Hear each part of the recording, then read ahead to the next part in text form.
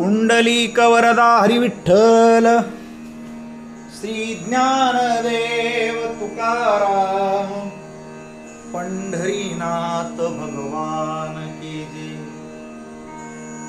हरे राम राम राम हरे हरे, हरे कृष्णा कृष्ण कृष्ण हरे हरे.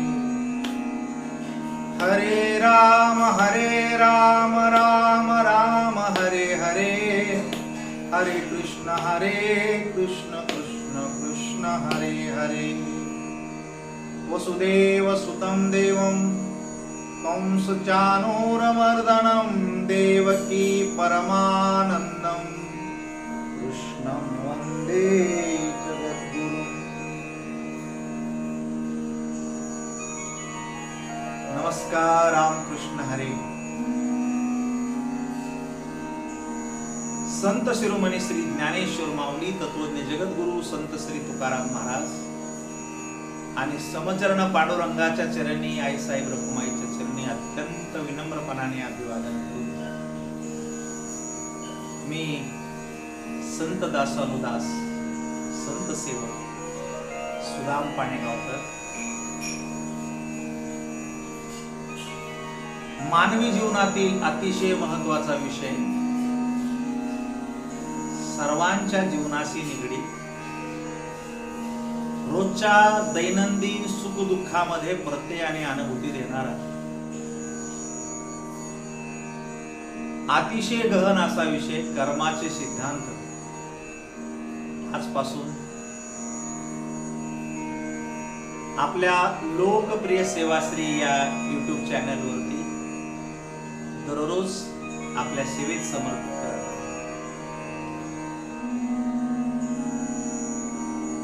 कर्माचे सिद्धांत हा विषय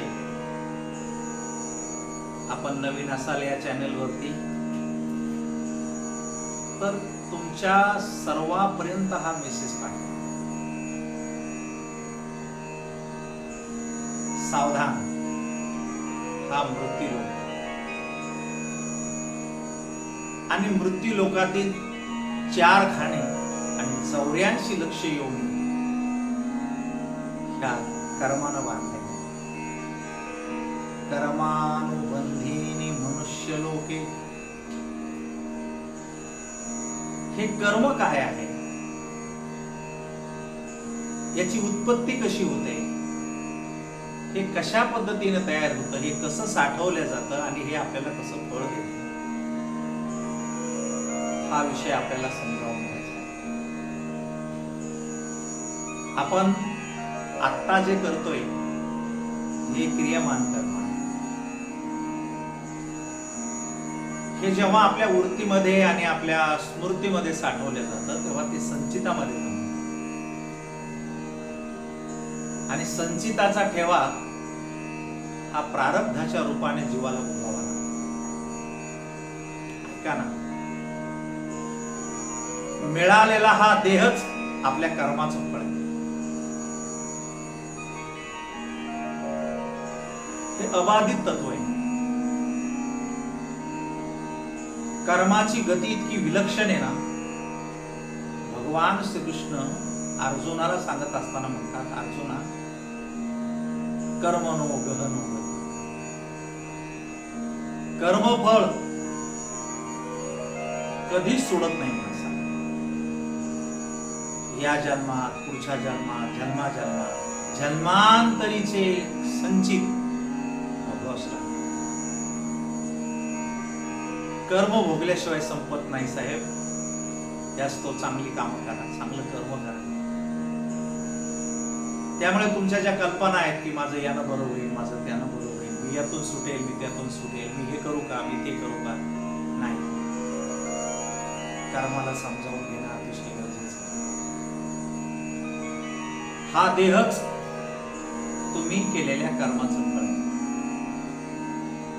आपण कोणत्या देशात जन्माला यावं, कोणत्या जातीमध्ये जन्माला यावं, कुणाच्या घरी जन्माला यावं, कुणाच्या पोटी जन्माला यावं, गर्भामध्ये राहावं की गर्भातूनच मरून जावं, किती दिवस राहावं, तुमच्या हातामध्ये. तुम्हाला आत्ता समजतंय. भगवंत सांगतात, ददामि बुद्धी योगम तम, मी त्याला त्याच्या कर्मानुसार बुद्धी देत असतो. जग किती विलक्षण आहे बघा. हा देह तुमच्या चांगल्या कर्माचं फल आहे आणि म्हणून या देहाला समजावून घ्या. हा देह पुन्हा कधी मिळणार नाही. 84 लक्ष योनी आहेत आणि 4 खाणे आहेत. हे संपूर्ण चराचरात्मक विश्व कर्माशी निगडीत आहे. लक्षात. मी भारतामध्ये जन्माला आलो, राष्ट्रामध्ये जन्माला आलो, चांगल्या आई वडिलांच्या पोटी जन्माला आलो, चांगल्या घराण्यामध्ये जन्माला आलो, चांगल्या कुळामध्ये जन्माला आलो. माझ्या निकोप इंद्रियाच्या या देहाच्या संदर्भामध्ये मी राहतो. लक्षात ठेवा, किती मायबाप सुंदर असले आणि आपलं कर्म जर चुकीचं असेल, तुम्हाला अंधत्व येतं पोटातूनच, काही करू शकत नाही. रोज आपण पाहतो की आज गर्भधारणा झाली असा रिपोर्ट येतो आणि दुसऱ्या दिवशी अबॉर्शन होतं, गर्भपात.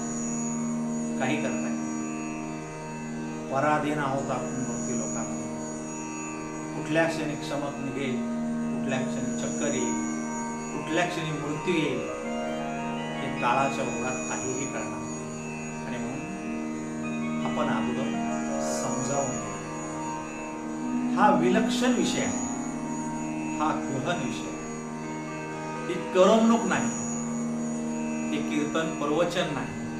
हा तुमच्या सुखादुःखाच्या आणि जन्म मरणाच्या संदर्भातला विषय आहे. याला कर्म म्हणलं की इथं हात लावतो माणूस. नशीब. कोणी याला प्राक्तन म्हणतो, कोणी याला अदृष्ट म्हणतो, कोणी याला दैव म्हणतो. म्हणतात लोक, समजल तसं म्हणतात. काही लोक म्हणतात आमच्या नशिबात नव्हतं, काही म्हणतात शिकलेले आमच्या प्राक्तनात नव्हतं, अदृष्टात नव्हतं. सगळ्याला समजतंय. खूप शिकलेली लोक सुद्धा विजयी झाली की गुड लक म्हणतात आणि नुकसान झालं की बॅड लक म्हणतात. विषय एकच आहे. हे कर्म संचित आणि प्रारंभ आणि यावरचे उपाय हेही मी आपल्याला समजावून सांगतो. साधू संतांच्या कृपाशीर्वादाने या शरीरामध्ये आपल्याकडून जी सत्कर्म घडतात तीच तुम्हाला तारत असतात. आणि म्हणून वाया जाऊ नका, भ्रमात राहू नका, कुठेतरी भरकटू नका. मला कोणीतरी सुख देईल या कल्पनेतही राहू नका. या जगात कुणीच कोणाला काही देत नाही. भगवंताने हे शरीर बनवलं असताना याला ऑटोमेशन बनवलं.